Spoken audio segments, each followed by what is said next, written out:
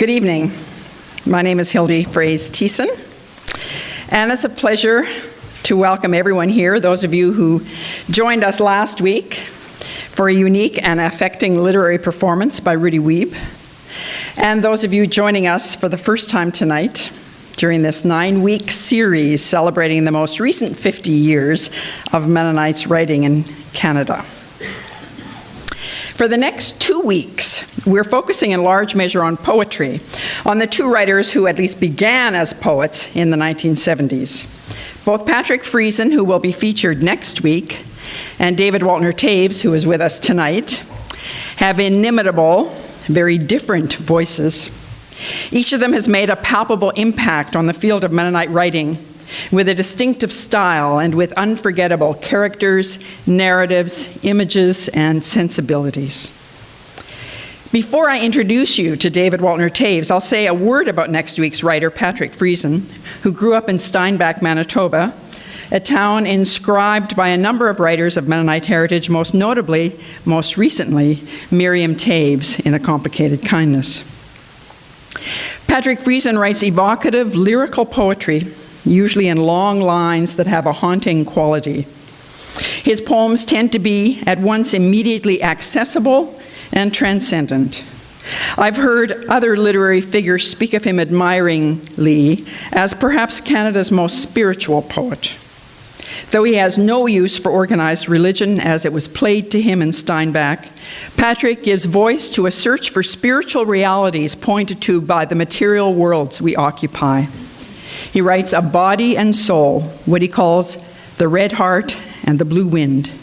He laments the condition of the man who wants paradise, but his arms aren't long enough.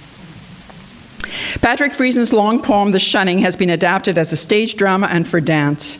Published in 1980, it remains a landmark of Mennonite literature, but is only one of the dozen or so volumes of poetry he's published since 1976. He'll come to us next week from Victoria, BC, where he has lived for quite a long time and where he continues to write, and I hope you'll join us here to hear him. I want to pause just briefly to say there are poets, if there are aspiring poets or poets among you, please note that Patrick Friesen and later in mid-February, Julia Kasdorf are giving 2-hour poetry workshops at the college free of charge. Please pick up a sheet of details that looks like this about these workshops on your way out. You might have seen them on these sheets on the table over there. If you're interested in attending a poetry workshop or if you know someone else who might be. And now to return to this evening. David Waltner-Toews. You've had a glimpse of him already. David Waltner-Toews, poet, essayist, writer of fiction and detective fiction, scientist, humorist. I could go on. David Waltner-Toews grew up in Winnipeg, where he attended 1 year of university before setting out to travel over 18 months overland across Europe and Central Asia to India. When he returned to North America, he settled in after a while at Goshen College in Indiana, where he earned a BA in English. It was there that he met Kathy Waltner, the love of his life, and that his first volume of poems, The Inescapable Animal, was published by Pinchpenny Press, 1974. He would soon divert his attention from the humanities to study veterinary science, graduating as a vet in 1978, and then epidemiology with a PhD in 1985, both at the University of Guelph. But he didn't give up poetry, becoming during those years of science training a Turnstone Press author, an honor shared by many Manitoba-based Mennonite writers, including fellow poets Patrick Friesen, Di Brandt, Sarah Clausen, as well as fiction writers Armin Wiebe, David Bergen, Sandra Birdsell, Miriam Toews. They've all been published by Turnstone and others. Turnstone Press in Winnipeg published 3 volumes of David's poetry in 1979, 83, and 88. More volumes of poems followed, published by major literary presses in Canada, including McClelland & Stewart. And his poetic character, Tanta Tina, a middle-aged Mennonite woman who would not be repressed, opinionated, outrageous, and endearing, became an icon of Mennonite literature. David was known to perform her sometimes for fairly sophisticated crowds, like this one, wearing a babushka and a house dress. Though Tanta Tina makes her voice heard in the context of David's poetry, she by no means encompasses or defines his poetic oeuvre, which is made up of poems long and short that often invoke warmly people and places he has known, that speak of his intense care for the earth and its marvels, that embrace and celebrate the small but affecting wonders of our day-to-day lives. It wasn't until 2005 that David Waltner-Toews' first fiction, an award-winning collection of stories entitled One Foot in Heaven, appeared. To some of us who spent our high school years with David in Winnipeg, some of the people and places in that collection were strangely familiar. So that's what was going on in the minds of those teenage boys during those parties in Sylvia's basement. When David's most recent fiction, a Mennonite murder mystery called Fear of Landing, was published by Poison Pen Press in 2008, it was listed by Publishers Weekly in the U.S. as one of the top mysteries of the year. His second murder mystery is in progress. David, founding member of Veterinarians Without Borders Canada, has just retired from the University of Guelph and is delighted to have time now to write exactly what he wants to write. At Guelph since 1987, he taught in the Department of Population Medicine, specializing in zoonoses, diseases people get from animals, including foodborne diseases, and ecosystem approaches to health.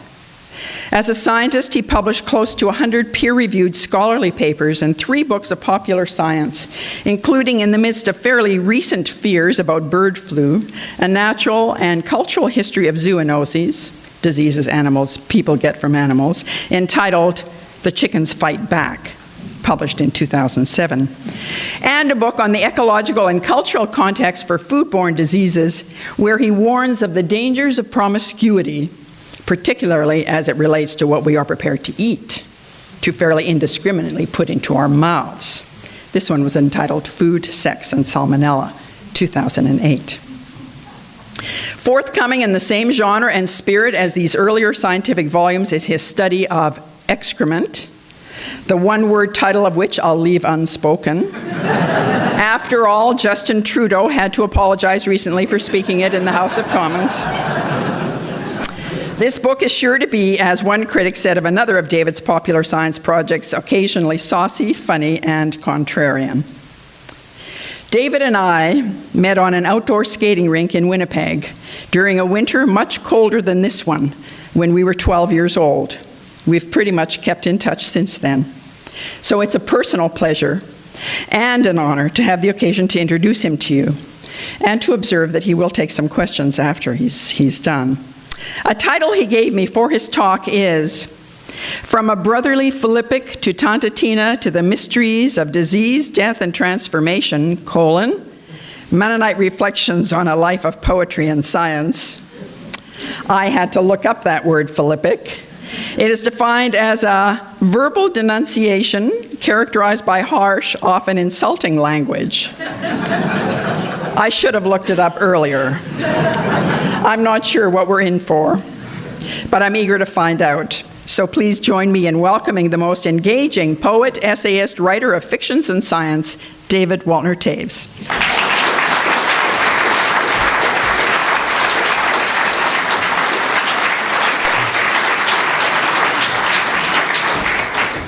Thanks, Hildy, for that wonderful introduction. One small correction, my vet degree was actually from Saskatoon. Most people wouldn't care, but the vet schools actually care. There aren't very many of them, and there's fierce competition. So,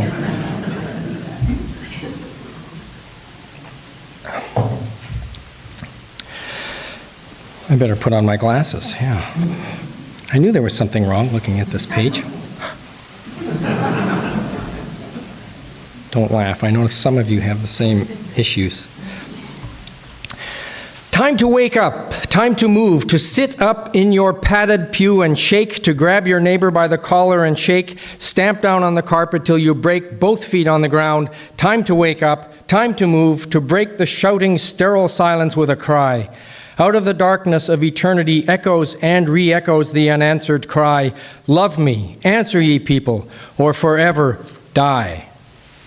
Those are fragments from a long Philippic, a tirade, a brotherly Philippic, which was included in a book of essays called Out of Concern for the Church, a publication of Reformed Church Christian activists and scholars. It is the first and only piece of my writing that I registered with the Canadian Copyright Office. I actually have... Writers, don't you... what was I thinking? Somebody was going to steal this? Not only that, but it was under the pseudonym D.T. Ivanovich. David Toews, son of John, the Russian version, in case any of you were wondering. In 2006 and again in 2011, I got an email from an insurance salesman in Pennsylvania who had been deeply influenced by the Brotherly Philippic and has used it regularly for campus ministries in which he is involved. He wanted to know what reflections I had after more than 40 years of journeying, if I had other materials to place alongside the original. How can I begin to respond? Writing for me has never been just about writing. It is about who I am. Being a writer is part of my identity, like being male, heterosexual, or Caucasian, genetically programmed, socially molded, and difficult to explain to those who aren't that way. In preparing for this talk, I pillaged from other pieces I've written over the years. This has been a scary experience, dumpster diving into my soul. As a teenager, I was a true believer, and my writing reflected that. But I also, regretfully to me as a Mennonite brethren, was human. My relationship with writing was lust at first glance, a deep, physical, sinful desire for poetry, and it took a long time before I discovered that she had a sense of humor. Fragments from my teenage years, which I once sent to Jack Dewick in a darkly despairing letter, speak of chipper dipper, Jack the Ripper, lustful flesh of a nightclub stripper. Hildy. I suppose that says it all, the desire and the loathing, the need and the rejection of that need. We Mennonite brethren didn't have needs. We didn't have bodies. Well, we had bodies from which we were to be saved. We didn't have desires. So what was all this I was feeling? If the devil, as we are told, was in the details, then the devil lived in every little muscle of my body. Sadly, I had notebooks full of stuff like Chipper Dipper. Most of it never oozed past my notebooks and maybe a few tolerant friends. Mennonite brethren, of which I was the most ardent among the ardent, didn't really take poetry seriously as poetry. There were hymns, of course, and rhymes that exhorted people to be good, but poetry? What good was that? If it was to be a passion, it had to be a secret passion. I remember my first crush. My grade 5 teacher, in a stroke of genius or extreme frustration, asked me to write a poem as punishment for talking in class. How did she know I was even interested? In poetry, I mean, not punishment. It was near Christmas. I wrote something that rhymed about wise men, a kind of upbeat version of T.S. Eliot. Had I read T.S. Eliot? I don't remember. The teacher liked the poem so well that it was published in a Manitoba Society Teacher's Journal and read on CFAM radio. Power. Poetry as punishment and glory. It is something I have wrestled with my whole life. Sometimes I have felt like the Jewish prophet Hosea, who was asked by God to marry an unrepentant prostitute. That doesn't refer to Kathy, by the way. I'm talking about the poetry here, right? As a callow, bookish boy, I walked down the dark, windswept streets of Winnipeg, chanting lines from Hamlin Garland's "Do You Fear the Wind?" Do you fear the force of the wind, the slash of the rain? Go face them and fight them, be savage again. Go hungry and cold like the wolf, go wade like the crane. The palms of your hands will thicken, the skin of your cheek will tan. You'll grow ragged and weary and swarthy, but you'll walk like a man. Being steeped in Anabaptism, my writing had to be useful, something to create calluses on the palm or thicken the coverings on the brain, like carpentry, feeding cows, or reciting Bible verses. I wrote for occasions, birthdays, funerals, anniversaries. My valedictory talk from the Mennonite Brethren Collegiate Institute was a long poem. It was published in the Mennonite Brethren Herald and resulted in my first check for $2 from Christian Press. I never cashed it. I still have this check.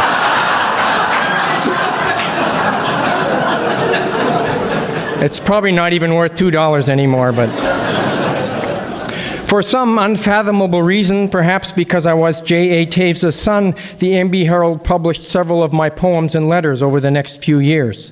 In 1966, a letter from another Herald reader advised that the passage 2 Peter 2, verse 12 should be applied to me. For those who are not MB and hence don't know their Bibles so well, verse 12 is, "But these, as natural brute beasts, speak evil of the things that they understand not, and shall utterly perish in their own corruption."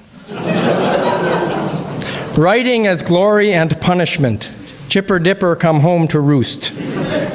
January 19th, 1967, my first story was published in The Uniter, a paper of United College, University of Manitoba. A Helping Hand was called. It is a sad tale about an old St. Bernard, abandoned and dying in the streets of Winnipeg, who saves a young girl's life, is killed by a truck, and is taken away by the garbage men. Premonition?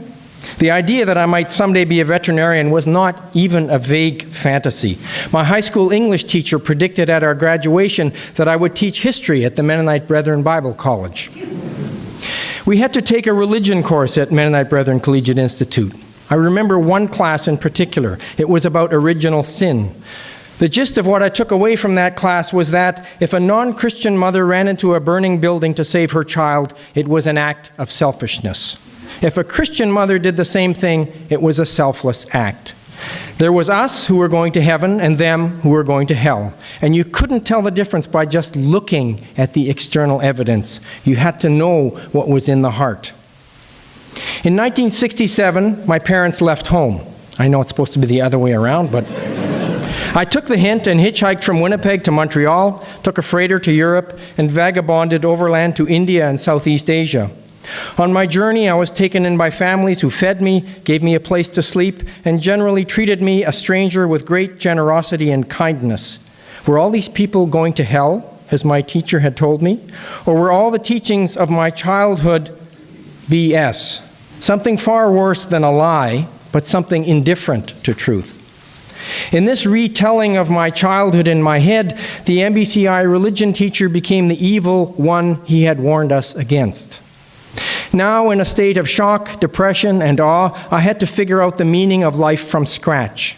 If I couldn't trust the teachings of my childhood taught by people who had gained a state of unassailable righteousness by surviving the Russian Revolution, then I couldn't trust anyone or any system of ideas where ideas trumped evidence. At this point I classified Marxists, Buddhists, Hindus, Catholics, Muslims, capitalists, whoever, were all fundamentally indifferent to the world that I saw around me. In retrospect, this explains two major themes of my writing life: the desire to find a home for my deep skepticism, a community that would defer to some kind of evidence rather than to dogma, led me to science, and the desire to reconnect with humanity in some meaningful way led me to literature. In 1969, exhausted from my travels, followed by 6 months of working in a sawmill and believing in nothing, I went to Goshen College.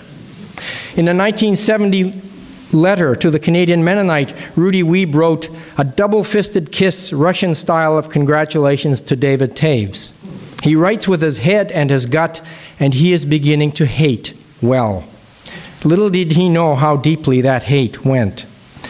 While at Goshen, after flirting with Zen Buddhism and studying the music and art of John Cage, Robert Rauschenberg, and Jean Tinguely, I put together a collection of my writings called Again the Enemy Soldiers, a Terminal Art Game, or alternatively, Nonsense, C-E-N-T-S, and Other Rates of Exchange. Nick Lindsay's comments on my work were, "I think it's delightful, but of course I think it's a lot of rubbish." To which privately I responded with a quote from Dostoevsky's Brothers Karamazov. "Poetry is rubbish," said Smerdyakov curtly. "Oh no, I am very fond of poetry. So far as it is poetry, it is essentially rubbish." I took all this to heart, but kept writing. As I said, something very deeply genetic. In 1969, I initiated an exchange of letters with Jack Duick. If the universe had no meaning, I argued, then writing was pointless, which meant that I myself, being a writer, was of no consequence. I told Jack that my writing, since of course I could not stop, even though it was pointless, exhibited desperate silliness, giggling in the face of disaster, hallucinatory. My poems at Goshen were absurd, full of death, judgment, and hopelessness. My teacher, Nick Lindsay's influence, and that of his father, the former poet laureate of Seattle, was also palpable in the forms of my writing, the chanting rhythms, and the public performance. One poem from the time Animal Farm Comes to America begins, "The streets rumble under the thundering herds, flee to the mountains, crouch in caves, with gluttonous grunts, snorts of murder, flee from the muck of the open graves."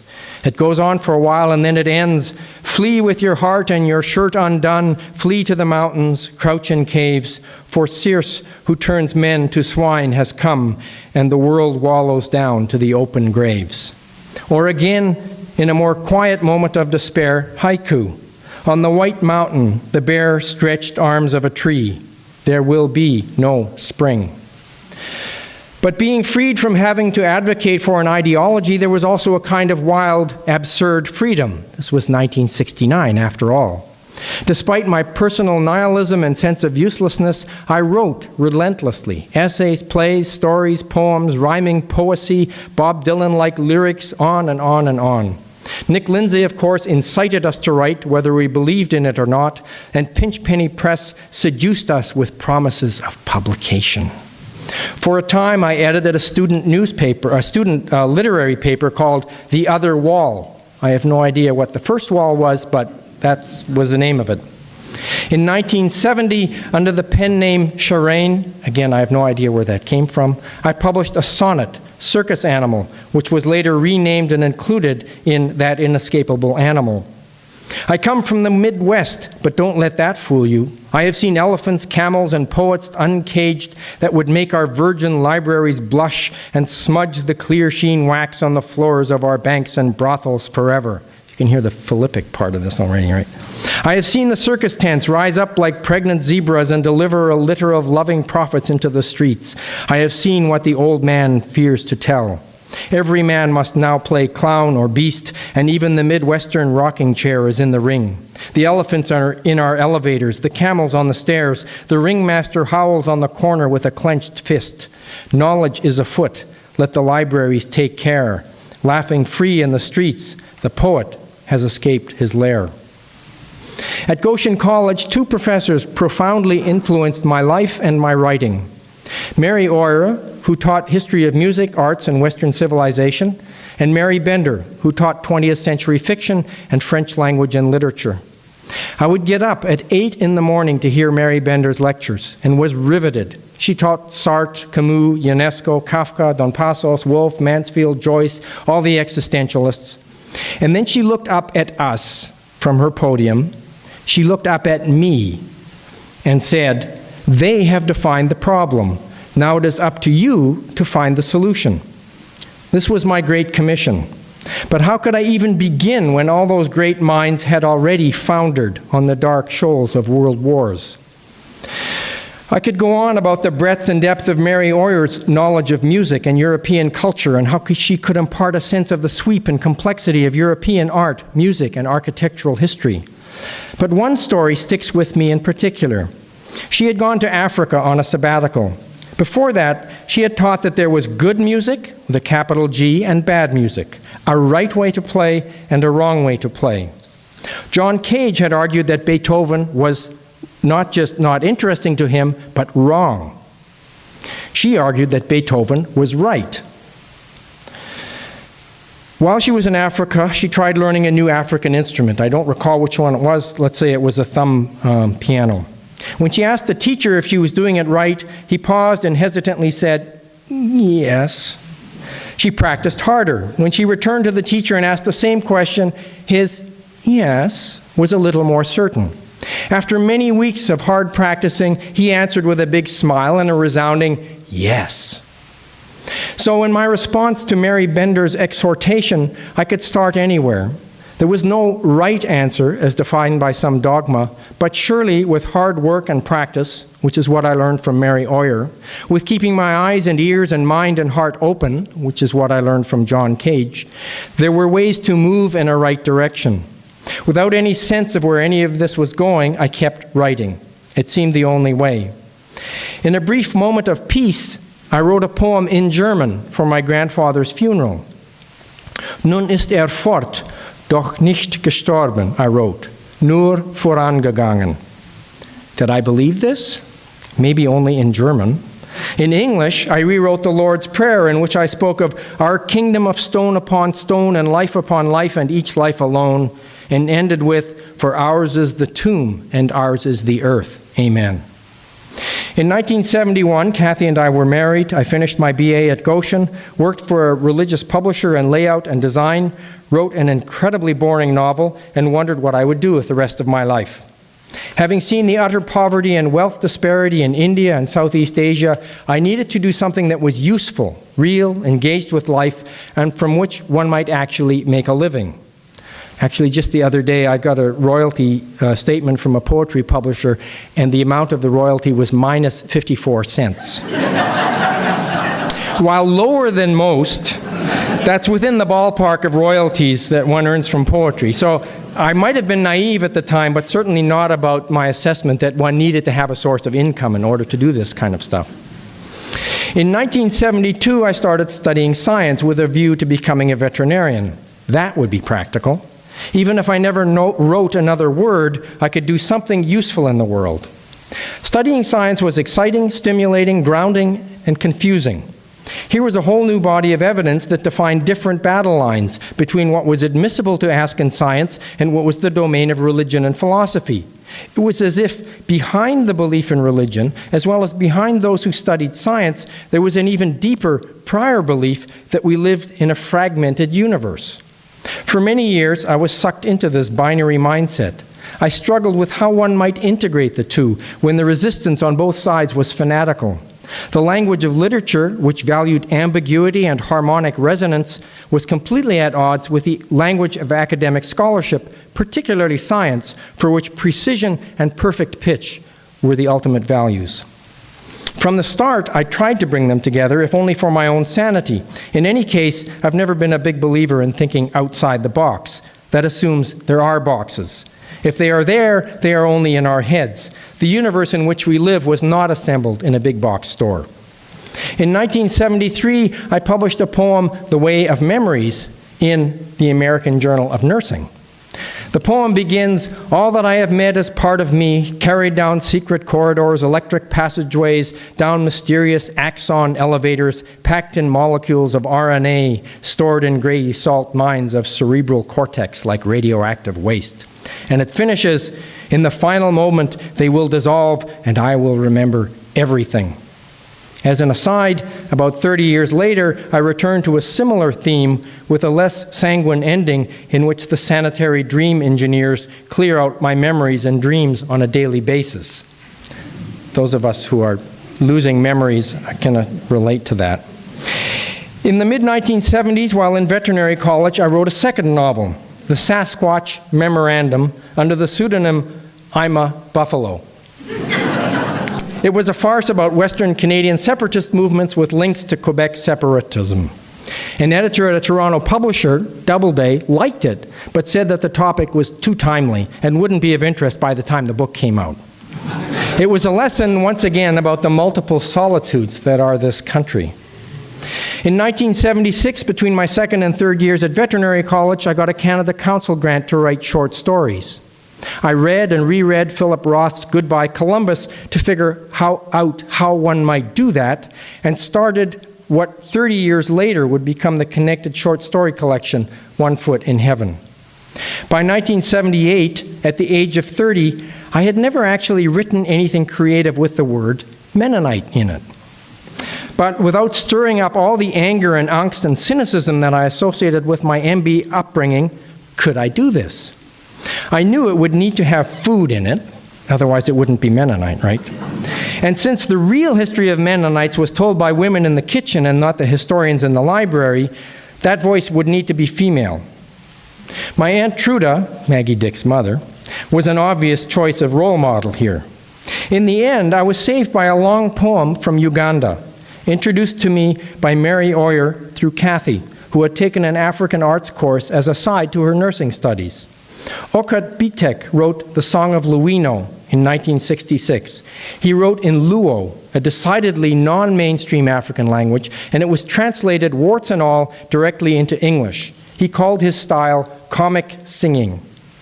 Dancer, drummer, and anthropologist and social critic, he sang recklessly, full of love, and therefore without self-censoring his deepest feelings about the woes of modernization, of men rotting off to the big city, running after big city women and taking on big city airs, about corruption and infidelity and salvation, a song full of nostalgia, anger, hope, and what was this? Humor.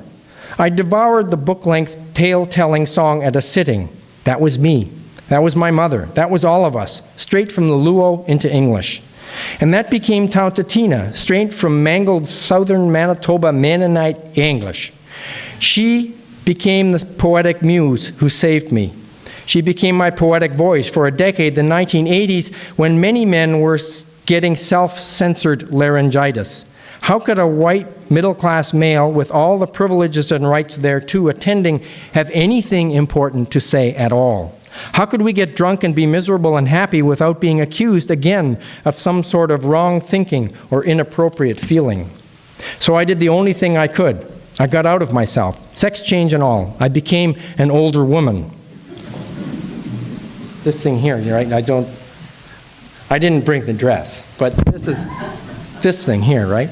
My first real Mennonite poems, Tauntatina's Lament, Hensien's Blues, and Waldheim, were published in a Toronto magazine, Canadian Forum, in about 1979. Tauntatina's Lament begins like this. Hensien is a fool, and I am his mother. Dear Lord, forgive us both. Hensien in the city struts like a chicken. He is wearing a pink shirt and plaid big-bottom hosen.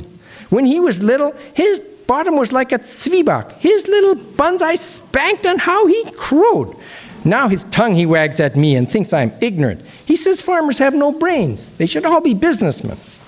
And then she goes on and talks about, again, the same things that this Luino was talking about was happening in Africa. We do not know how many people are money making. He wants to be rich like the English and from Mana Gritza to save us all. His heart is tight as a pfeffernus. His head is a pirishki with fruit stuffed. And then it finishes, oh, my son, my heart so heavy as thick as glums. If you come home, it will rise light and sweet. I will make you portsulture for breakfast, and every morning the new year we will celebrate. So it ended on an upbeat note.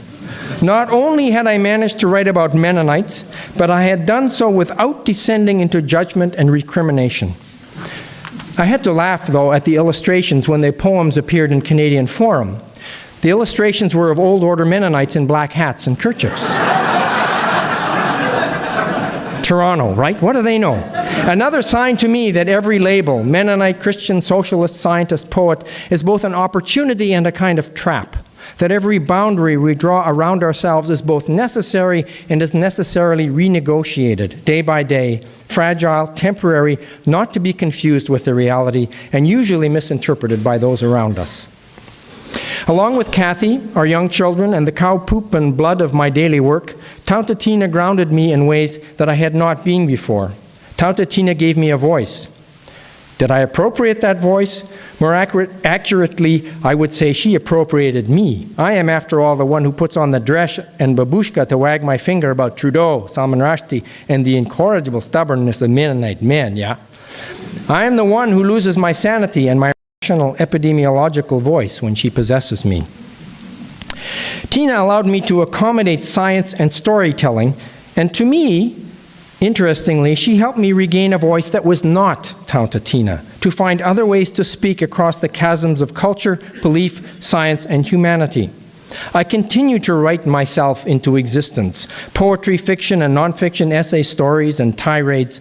I edited a student paper during veterinary school. With a career in veterinary science and a family at home, there was no mental or physical space for sustained effort that longer works required. So now I had the income, but I didn't have the time to write. I recently came across a retelling of the Red Riding Hood story that I wrote in 1981, in which the wolf is rehabilitated after his death and finally honored. In fact, there's a eulogy by Red Riding Hood herself at the rehabilitated wolf's tomb. I wasn't sure what it might mean until a few years later when I wrote a poem called The Shadow. Loping over the moon-white ice, my soul's barely skimming the stinging crust, slim, mottled, luminescent trees around me, supplicating the moon's hem. I thrill unthinking in sheer, free flight across the black night. In mid-stride, in the corner of my eye, a shadow flits out of the cold, crackling trees, a lean, loping fear. It leaps. This is when Kathy heard me whimpering and woke me up.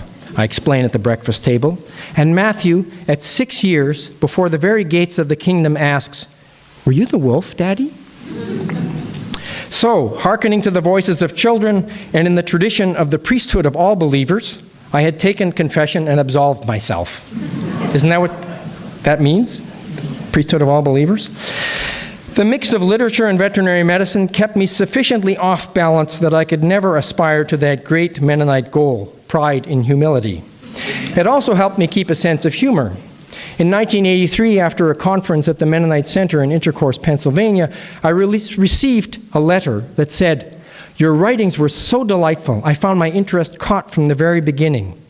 Incidentally, do you treat hogs? We could use a good hog vet."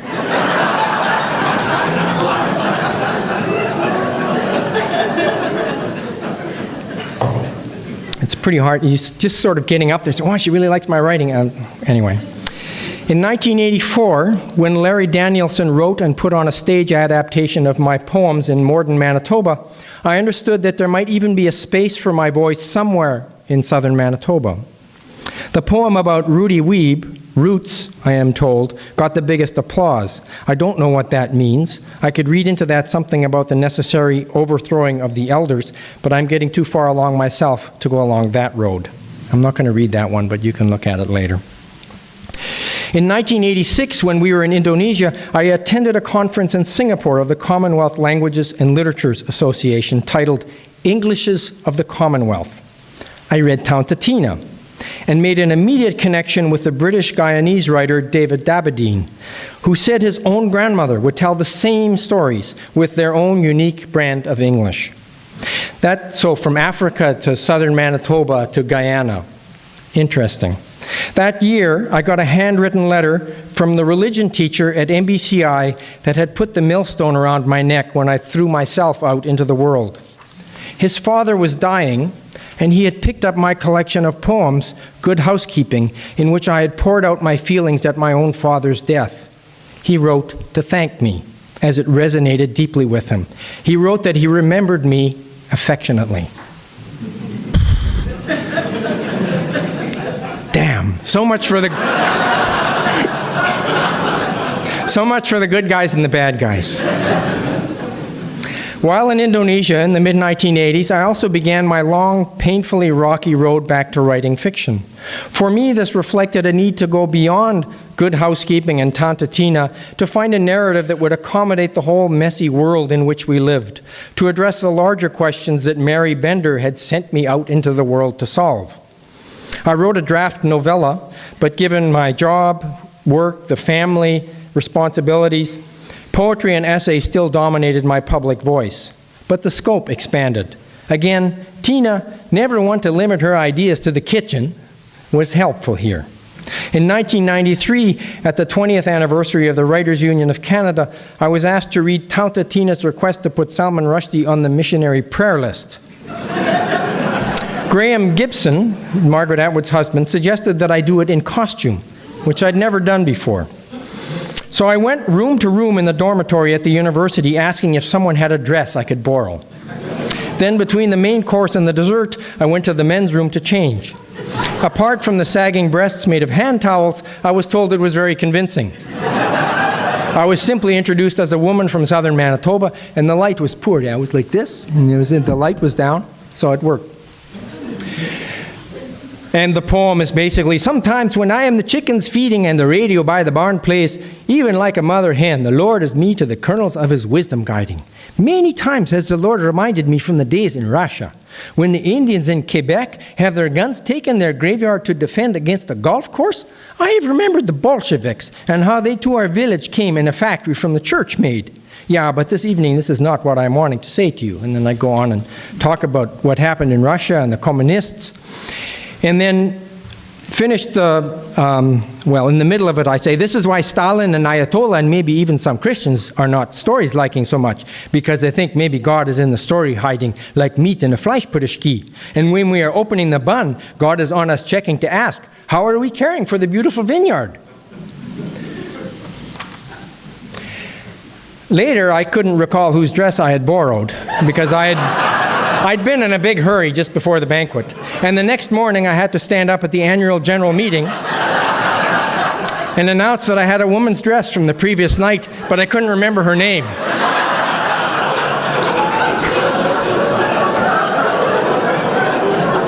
The response was predictable, of course. Once Tina was out of the kitchen, she opened a great many conversations. She conversed several times with Peter Zosky on CBC, but more importantly to me, she was able to chatter on in situations that could just as easily have degenerated to slammed doors and shouting matches. She was invited to speak at several conferences of the Mennonite Economic Development Agency, MEDA, whose members included successful businessmen with whom I have, over the years, had some differences of opinion. In 2008, Tina, in full costume, shared a stage in Altona with a very serious Roland Penner in a three-piece suit and tie, whose Jewish and Mennonite parents were among the founders of the Communist Party in Canada. But Tina could also be a trap. Could I write in my own voice? What language would I use?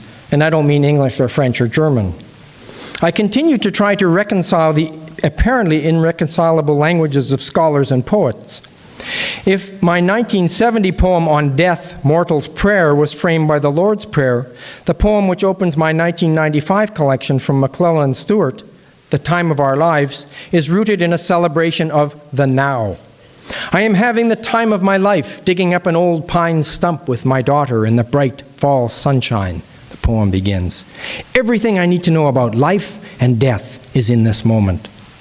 The poem ends, as the roots lift free, I am dug in, rooted, earthworms, beetles, fungi, bacilli all around me, skittling up the spade handle toward me, singing, welcome home, your turn is next. Based on work like this, one of my scientific colleagues referred to me as a nowist.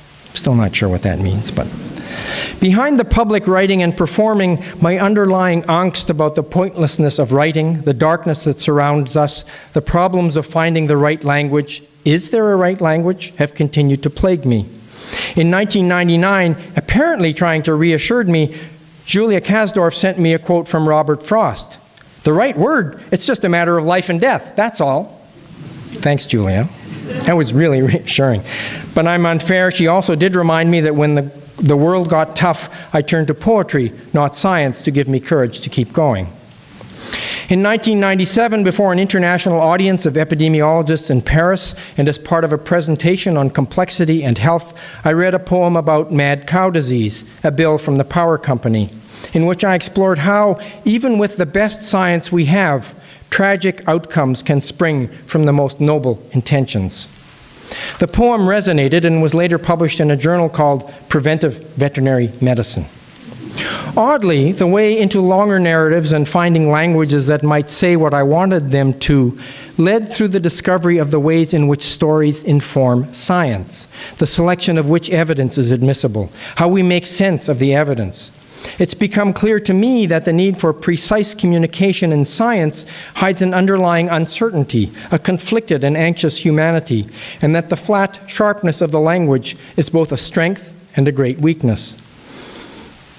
Excuse me. Let me know if I'm going too fast, will you? I tend to speed up when I get excited. In the last decades, through books like One Animal Among Many, Food, Sex, and Salmonella, and The Chickens Fight Back, I have explored the possibilities of new, integrative ways of seeing and talking about this amazing universe we live in. I attempted again to grapple with ecology and death in a poem, How the Earth Loves You. The light will break through, the poem ends, and the darkness together, and you will understand, finally, who it is who has loved you all this time so well.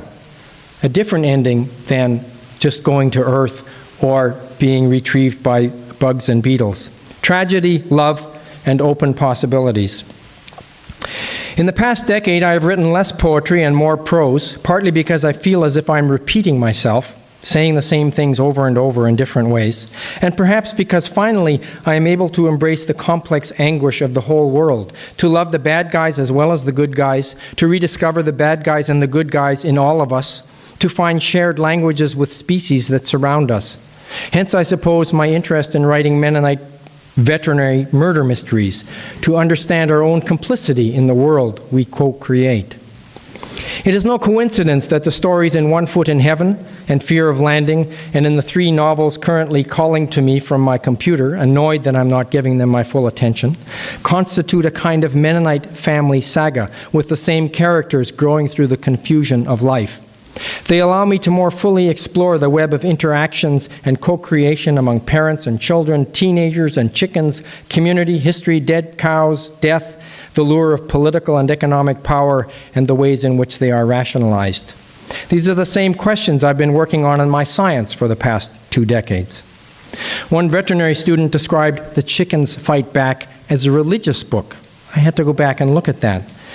She said that because apparently I have a lot of references to God in there, some of them with a capital G, some of them with a small g, and she wondered what the significance of that was. I suppose it is a religious book, but it is also a science book, a social commentary, and a storybook. I have come to value the distinctions less and less. Here's a brief excerpt from the final chapter.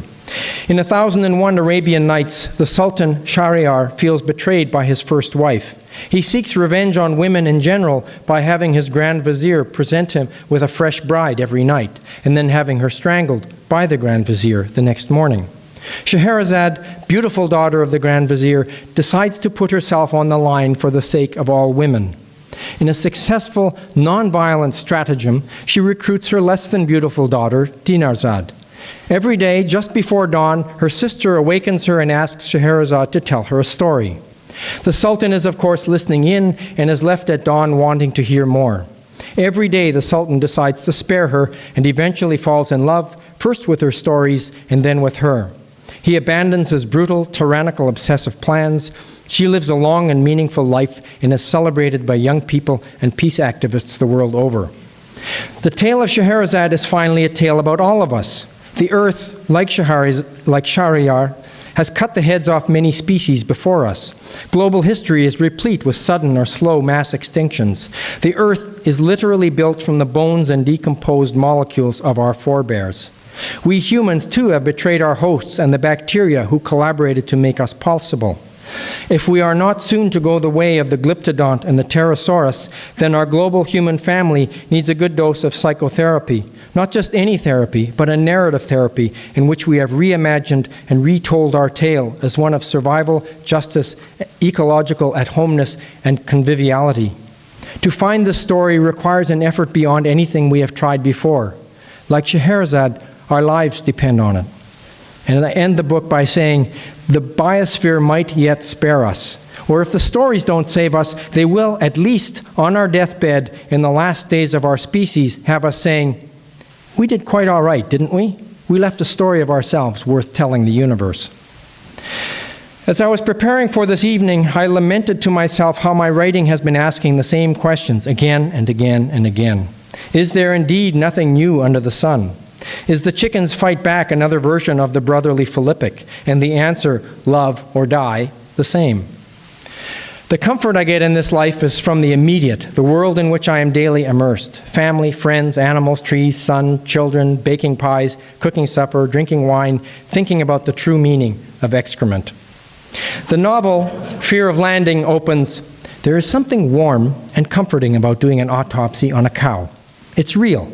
You don't have to worry that they don't speak English or flat German. You don't have to speak Indonesian or Javanese. You forget about your addiction to chewing sunflower seeds. All you need is a sharp knife and all your senses on heightened alert. Touch, sight, smell, even sound. You lightly brush your hand over the coarse hair along the belly, feeling the stiff hairs flip back against your palm, ruminating on the life of this beast, one of those infinitely curious bovines, dwelling in her ever-present years with a kind of dim-witted patience that sometimes passes for wisdom. Perhaps, in a devious and fast world, this is indeed a kind of wisdom. Now, if I look back over this journey, my journey, the journey of humanity from the earth without form, from the darkness and the waters, I am amazed. Another sonnet. It's called Flying. We did not know to what we were committed when we stood up that day. The rush to dance, heirs to the earth, like fish lifting from muck on wings. That feeling of how good it was, what we had, the rush into the bronchioles, flushed with the burst up of pent-up possibilities, of what a chance we have. Reeling in air, we swaggered and bred, put on airs, strutting our songs, soaring up on wafts of gnosis among the clouds, and then the blur of birth and nesting, seeking after food, doing good, righting and righting wrongs, a lifetime of being primates, a little lower than the angels, at home on earth.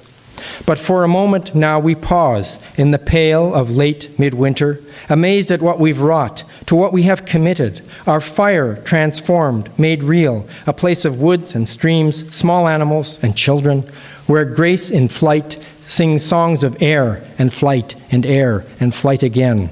Our fears airborne by alchemies of love, our certainties upturned by drafts, the only cure for life, our friends still swooping synchronously into the falling evening air. Am I asking the same questions as I did in the Brother Philippic? Perhaps, but I think the response is different. I'm going to read a few excerpts from a long poem. I won't read the whole thing here, but it's perhaps a more embracing. It was published actually in the Grebel Review. It's called the New National Anthem, the morning shower version. I sing of myself in the shower, and then it goes on after some time. I sing in tears of love of my Germanic heritage, 4-part, 6-part, multi-hearted harmony, Beethoven, Bach, my grandparents, Adolf Hitler, Dietrich Bonhoeffer, and Albert Einstein, the millions who were massacred and the millions who made us who we are because they lived. I celebrate the Mennonites who would not kill and the anarchists who killed them. We are a cornucopia of history's compostables. Recycled rage, wisdom, control, chaos, a choir of Ayatollahs, Borks, Falwells, Herzogs, Netanyahus, Arafats, Stalins, Maos, John Pauls, and I go on. When I come around to the end, I say, let us create a movement and call it 1/4 Chinese, 1/8 black, some part Indian, Semitic, Arab, a pinch of Aboriginal, some Russian, Mongolian, a bit of monkey, and a little white is beautiful. Let us wiggle our butts, sing our faith and the delights of our impurity. Let us dance our despair. Let us love ourselves, all of us, in the deluge. Sing now, at last, to the lambs we were, what we lost sight of, have become, little tigers burning bright, our might undone, down on our knees.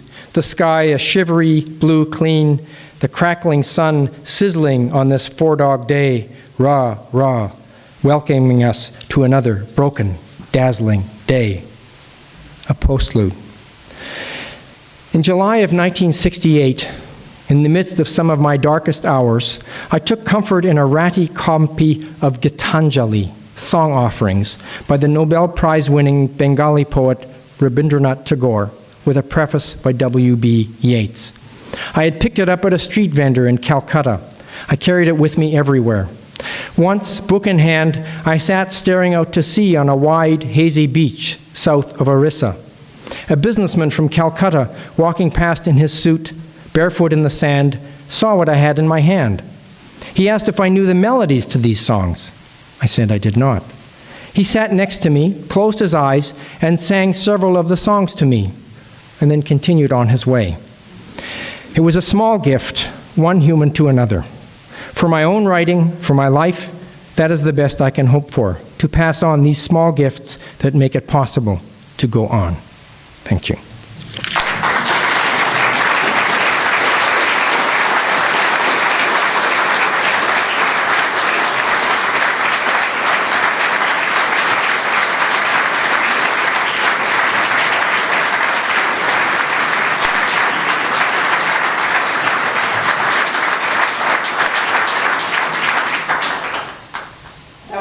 Wonderful. Thank you so much.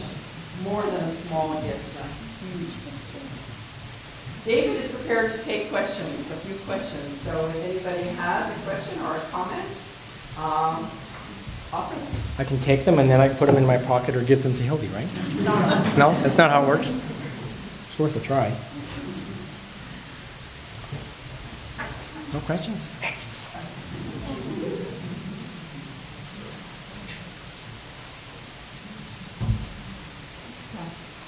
As a non-Mennonite, I'm curious as to whether the changes you made in your very earliest days of your loss of faith resulted in you losing some friends, losing some family, losing some contacts.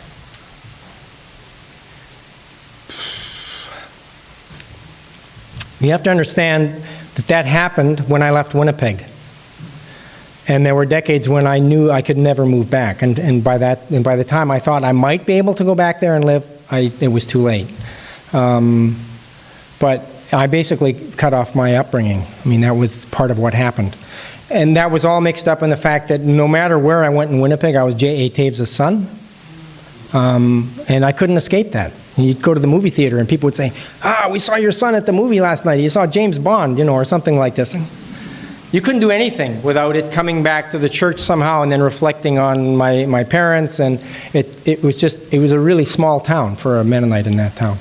So did I lose friends? I lost contact with people in Winnipeg for many years. I kept contact with people who left, like Hildy. I have gone back since then, after sort of Tauntatina had more currency, and I did readings there, and it was interesting to me because it's amazing the barriers you can overcome with laughter. People start laughing and then they realize that they're laughing at themselves. It's too late. So yeah, I suppose I did lose some, but it was just part of that whole loss of my youth and then trying to reclaim it somehow in a different way. But you went to Goshen. I did. Well, Goshen, that wasn't even on the Mennonite Brethren map. I mean, you're going out into the worldly Mennonites out there, right? That's just, Goshen, that's not Mennonite. It's not real Mennonite, that's not like MBBC or MB, or Rostern or someplace like this. It was more.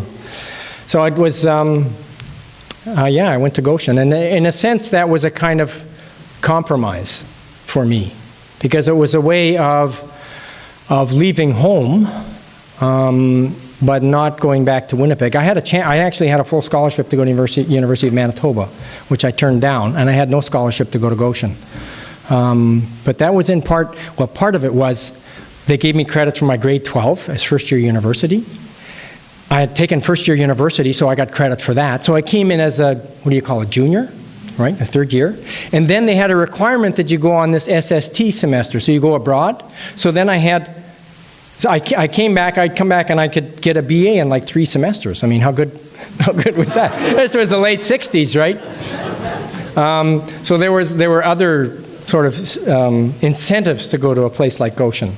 And it was enough Mennonite that I could say I was going to a Mennonite school, but it was enough on the fringes that it wasn't like Manitoba MB, that's for sure. Yeah.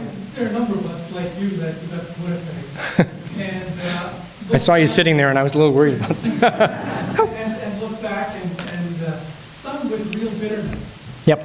And how do you feel now about your days in Winnipeg, your understanding of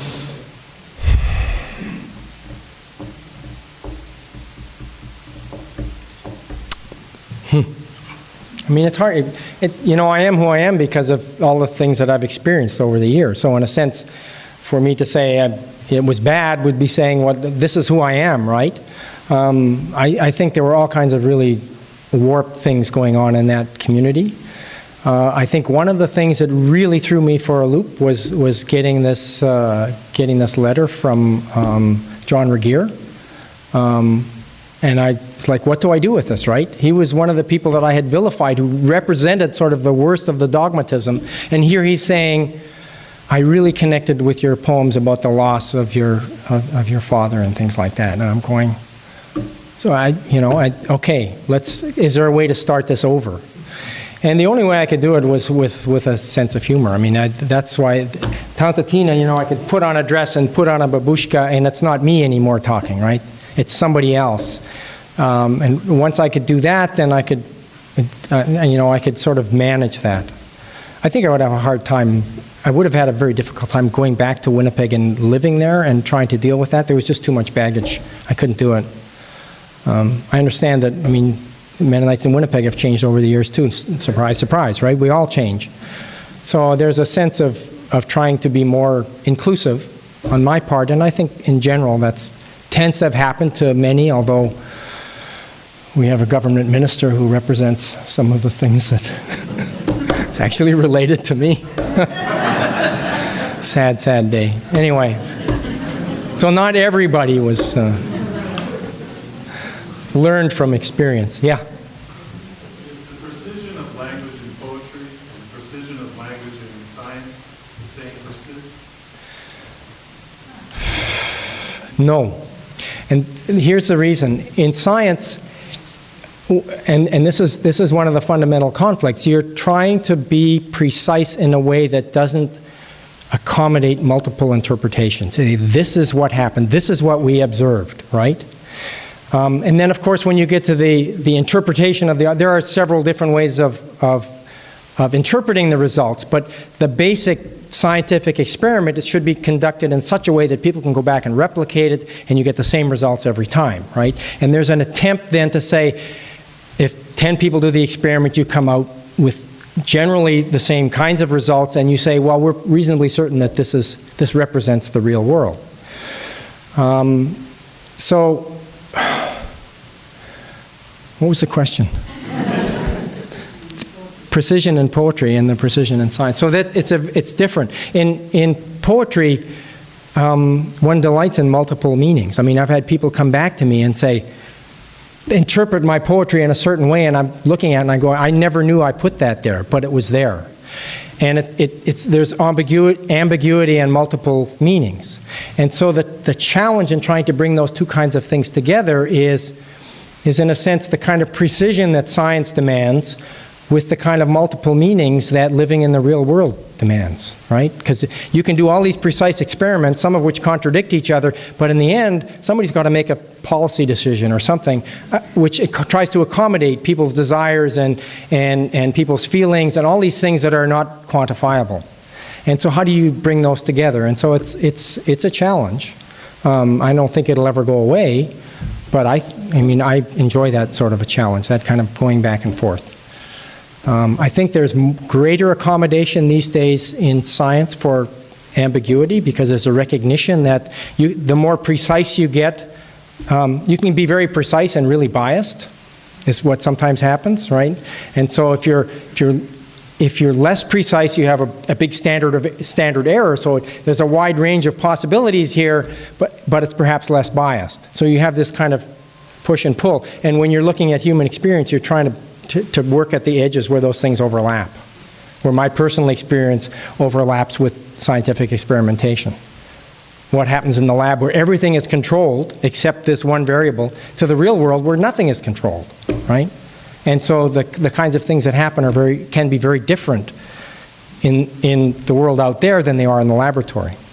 So there's this kind of conversation, if you want, that happens.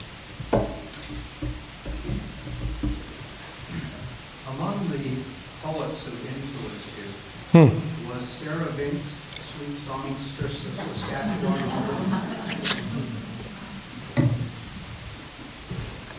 Actually, well, I read her, but maybe unconsciously. If I look consciously at who are the poets that I modeled myself after, they would be people like Dylan Thomas, William Blake, Pablo Neruda, the Chilean poet, Mary Oliver, the American nature poet, those kinds of people who tried to grapple with social and natural world in a broad way.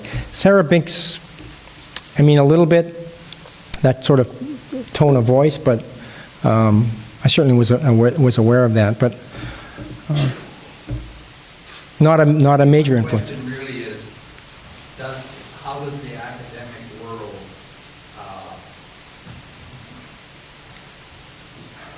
almost demand at times that you have to enjoy the humor that it also provides you? I'm trying to get at where your humor comes. Yeah, I was asked that actually once. There was a Mennonite World Conference in Winnipeg, and I did some readings, and I was interviewed on CBC. And I said the reason I could have a sense of humor was because I left town. The poets that stayed behind, like Patrick Friesen, it was a lot tougher for them to sort of be a little bouncy about it. I got out of town, and I went through this, as I said, I went through this incredibly deep loss of everything, and then tried to regain something. And what could I regain? And the only way I found to regain that sense of being in southern Manitoba was with some sense of humor. And what I found was that it actually opened doors to people that I would not otherwise have found myself talking to. That if you sort of talk directly at people, then you start going like this, which tends to be the Mennonite Brethren way was, at least when I was growing up, the way of doing things. And this kind of coming in obliquely and telling stories and getting people to laugh, and suddenly they realize they're laughing at themselves. But I'm also laughing at myself by doing that. So there's a kind of camaraderie that develops, saying, hey, we're all human beings trying to figure this thing out. And none of us has the answer. And then you get people once in a while, like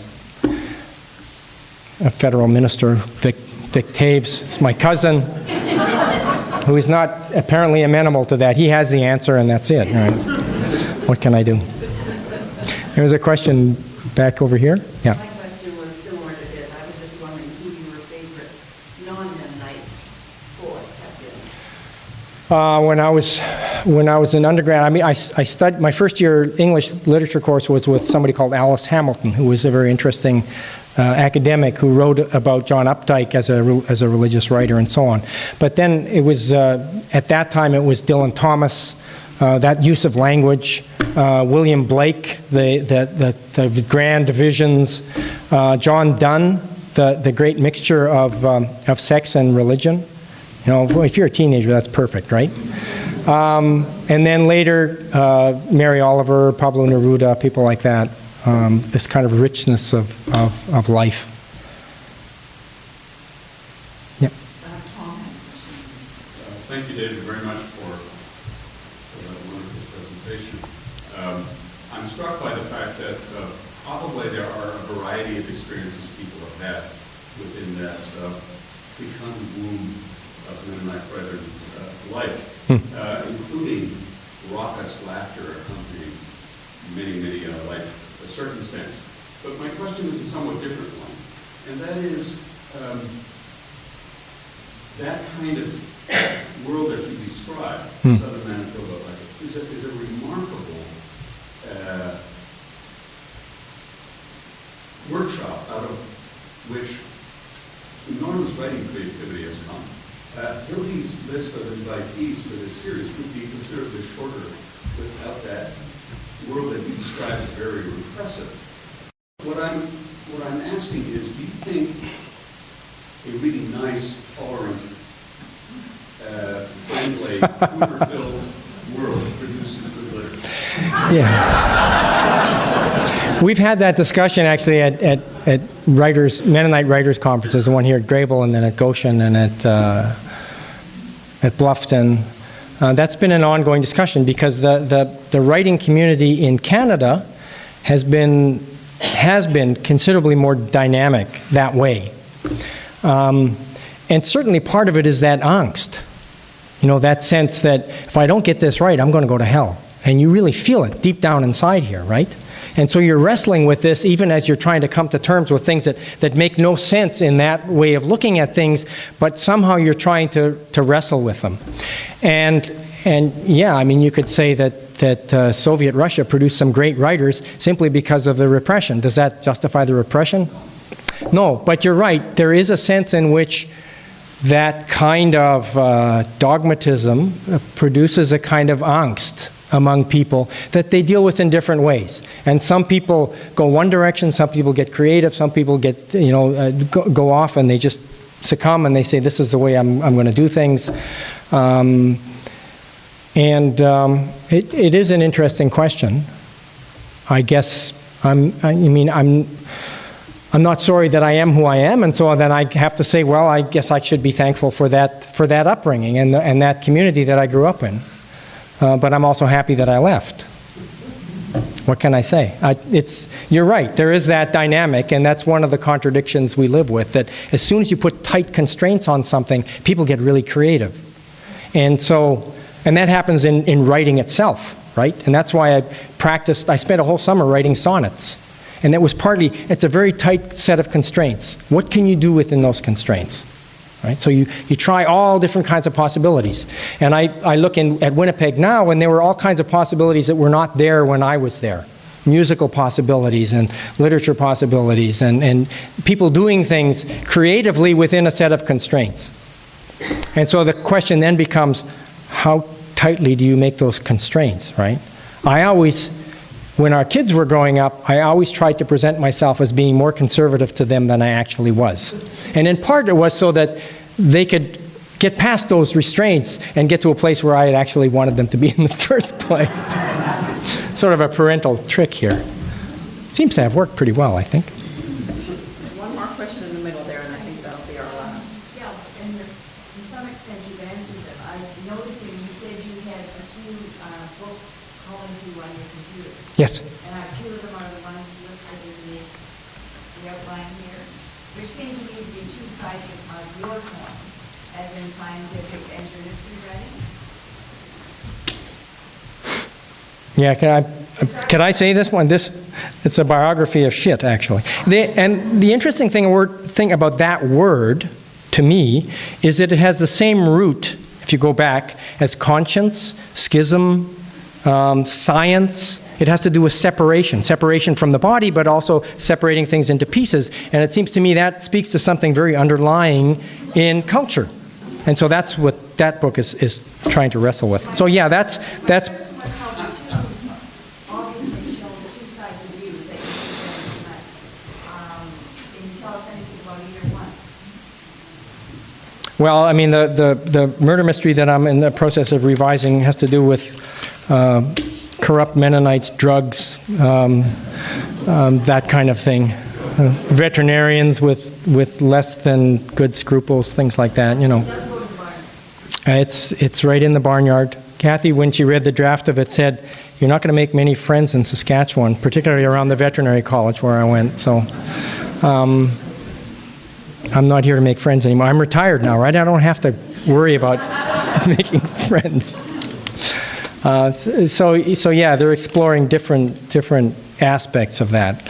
And to me, it's interesting because to me that sense of narrative that we tell, that there's this kind of social narrative that we tell, and scientists actually use a lot of narratives to make sense of, otherwise you just have a bunch of facts. And those facts only make sense if you make a story out of them, right? A bunch of dinosaur bones, that's a bunch of dinosaur bones, right? But you can make up a reasonable narrative that says, well, they evolved in this way, and that really actually kind of makes sense, helps us to make sense of those kinds of facts. And so to me, that was interesting because there's an overlap there, and I like the idea that I'm living in a universe that is not multiple. There's not multiple universes, and I have to somehow blockade. Here's my religious life. Here's my scientific life. Here's this other life. I like to try to keep some sense of coherence to this. And I think there's some fundamental problems in our whole civilization, the way we've divided things up. And so this comes back to Mary Bender's task. How do you begin to put these things back together again? Thank you again. I think we could probably sit here for another quite a long time, but we need to draw this to a close. Thank you so much for coming. Thank you, David, for it was terrific, and I hope...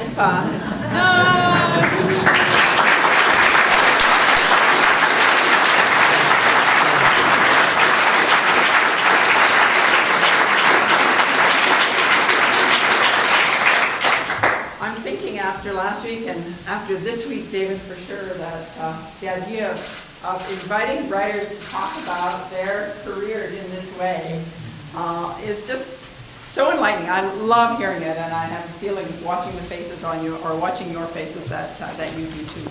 So I hope you'll join us again next week. We have many weeks to come and a few more MBs, but not next week.